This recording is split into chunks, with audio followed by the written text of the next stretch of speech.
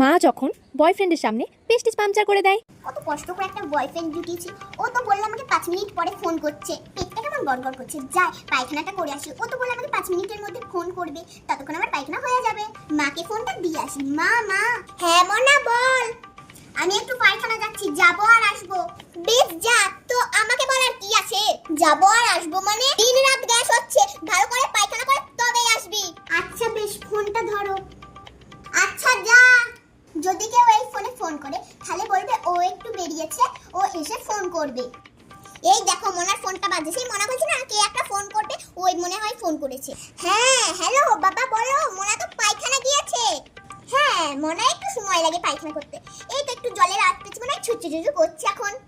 ওই কেউ ফোন করেছিল? হ্যাঁ করেছিল, বলেছো তো 5 মিনিট পরে ফোন করবে।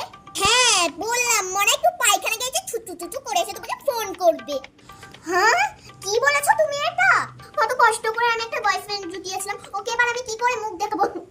ছি ছি পায়খানা।